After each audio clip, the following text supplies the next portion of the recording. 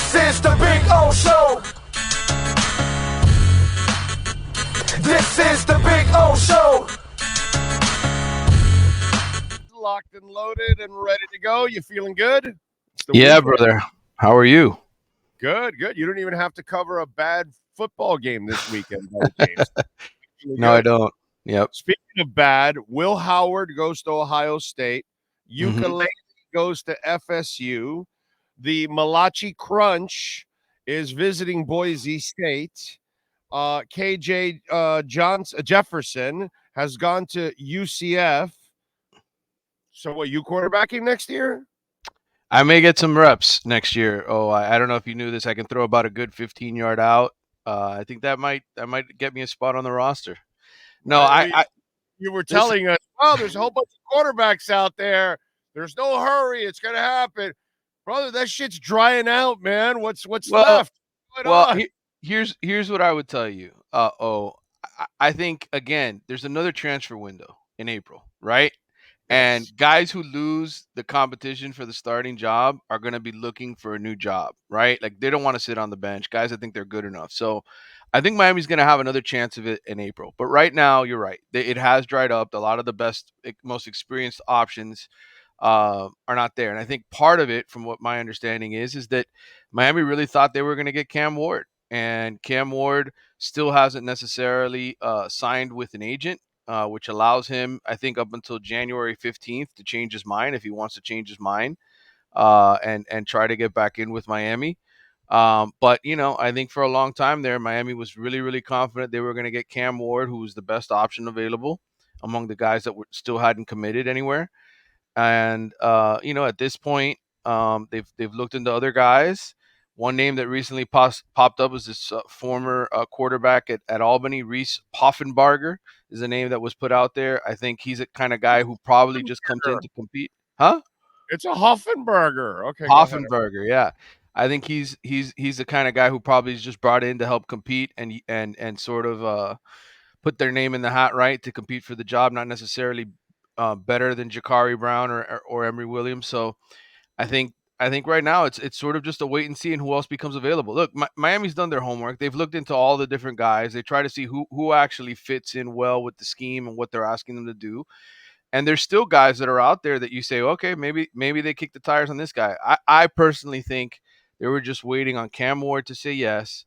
And again, I told you this a long time ago. Tua's brother, Talia Tagovailoa, if he's able to get a waiver, right, which at this point is probably unlikely because I told you he played 5 games as a true freshman, which negates the red shirt.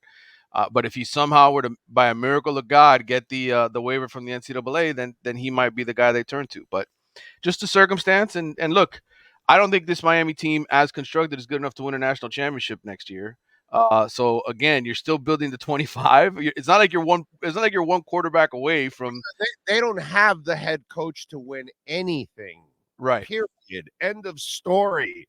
Until Mario Cristobal actually shows me he can coach. Right. I don't care how many recruits he has, dude. Yeah. You're not winning a national championship just because you roll out talent. That will never happen, my brother.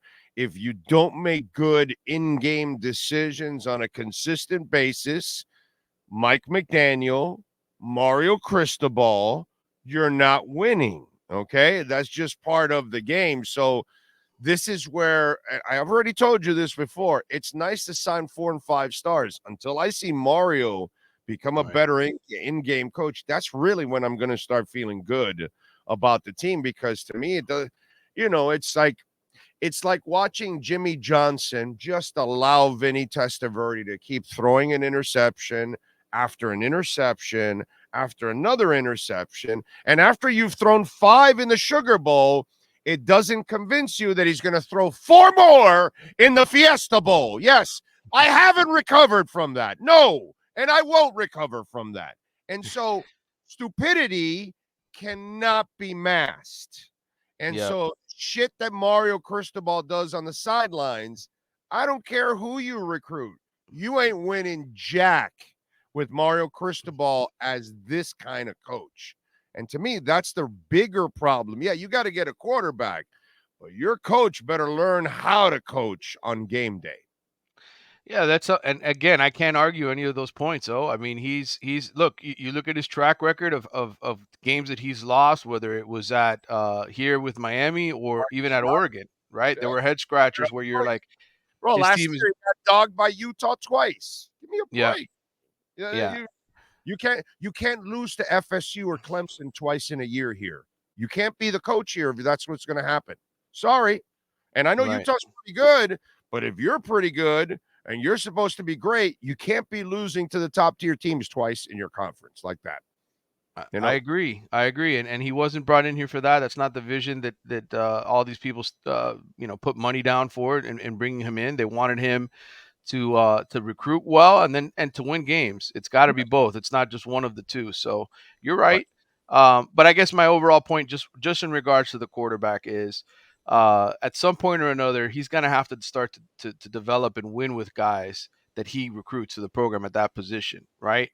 Tyler Yeah. Van Dyke was not his. Jakari Brown was kind of inherited from the previous staff because he was already committed to the program, and Emory Williams is the one guy that somebody on his staff went out and got. So let's see how he develops that position, because again, when Miami won championships, they had quarterbacks that were good, Yeah, right? yeah. They had guys that could get the job done, that were caretakers of the football and so forth. So Exactly. let's see what he does with that position going forward. I think the good news is, if we want to take something good from the last 24 to 48 hours, it looks like their defensive coordinator, who I was most concerned about losing, is probably going to stay put here. Yeah, they gave him more money. Yeah, Keep him happy for now until somebody else yeah, gives him money. Okay. Cardale Jones. I tagged you yes, on this. you did. Former quarterback of Ohio State tweets out, "Man, I feel bad for recruits going to Miami U for NIL. Bad staff, no stability within program, and one of the worst college home game atmospheres.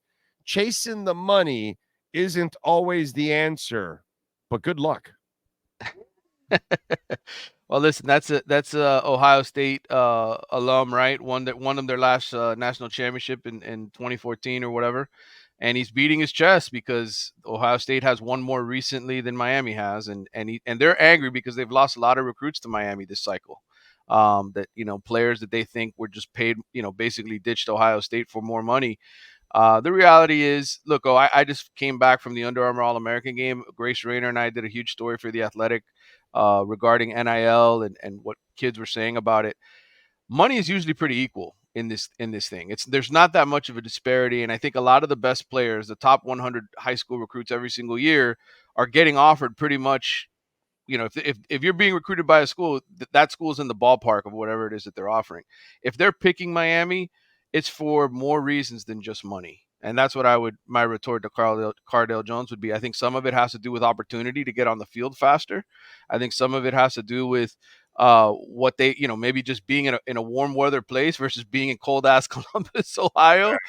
And Uh, by the way, Ohio State hasn't been exactly hot lately. I mean, they've lost 3 years in a they're, row now to Michigan, so they're they're they're going, kind of on the decline. And there's a lot of rumors about whether or not their coach Ryan Day is going to be there long term. So yeah, I can see why Ohio State lost some recruits to Miami.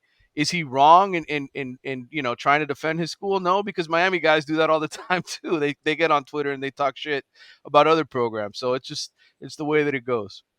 yeah, but I just thought it was interesting. All right, anything else we should know on the recruiting front, my brother? Well, I know there's a rumor out there that Miami is out of visits for transfers and all that. I don't think they're necessarily out. I just think they're kind of limited on the number of players they can bring in. Right now, I got their scholarship count at 85 players. So they're going to have to run off a couple of guys if they're going to bring in more transfers. I think the highest priority for me when I look at this team on paper is safety. I think they need to bring in one more experienced guy in the secondary, whether it's corner or safety, but preferably safety. And then we'll see where they go from there. Quarterback, honestly, again, I'm willing to wait till April to see who else jumps in the market. Will there Yeah, be a good arm? but dude, you're hoping somebody good jumps in, Right, or the way it sounds, you might be recruiting a backup that might be highly touted, but really hasn't played a lot either. And so you're still taking a gamble because you right, still don't know, and you're going off of potential still at that point, right. which is kind of a scary option. You'd like to get a guy that you already saw play, and have success and then say, okay, this King kid can play, or Cam in this case, or Will, or whatever. You saw him play and you feel better about it. Right. I almost feel like in that next wave you're talking about, there might be a little bit of riskiness to it. You know what I'm saying? There's a risk in it, but hey, you know what? That's why you pay these coaches the big bucks. They're supposed to develop guys too, right? You've had Jakari Brown and Emery Williams in the system for a year. They'll go into spring football. They'll get all the reps because Tyler Van Dyke isn't around anymore. So they'll get all the work and do your job. Develop guys. Don't just recruit them, develop them. Yeah. All right. I'll be programmed just like the receiver for the Canes. We improved and we will improve again next year. Okay. I mean, really, seriously, he sounded like somebody got like Xavier, yeah. Restrepo. He sounded like he got hypnotized right before he answered that question. That sounded like, the way it is. Yeah, no, I know. That's the way Mario likes him. He likes him hypnotized. No, I know. But to try to brag about improvements this year from last year, brother, I get the win column stuff, but the reality was I didn't see that much. The talent was improved. I didn't really see the improvement matching the talent. You know. I'm with you. It was rough. All right, what else you got going on in the Athletics so Canes fans can check you out?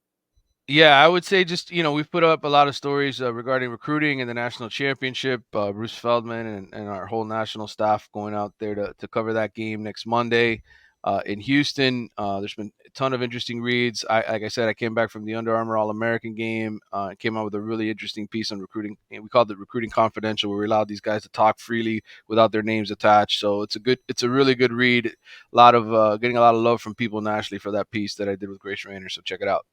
Check it out. Great piece. Manny, as always, thank you, my brother. Have a fantastic weekend. Follow him on Twitter and Manny_Navarro and subscribe to The Athletic.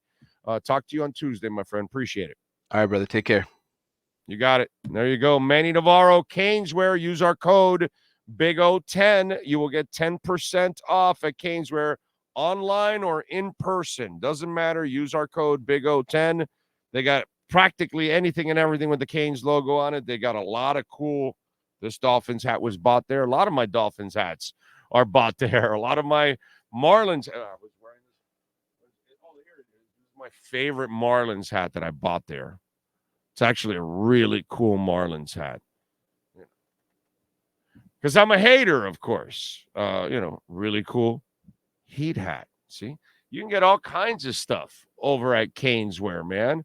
So Panthers gear, Panthers, best team in town. You want to get some Panthers gear. Inter Miami, they got messy jerseys, messy T-shirts, but it's not a mess there, okay? It's all organized, all right? Unlike Vic Fangio's defense against the Ravens, unorganized. You know what I'm saying? Caneswear, 2655 South University Drive in Davie.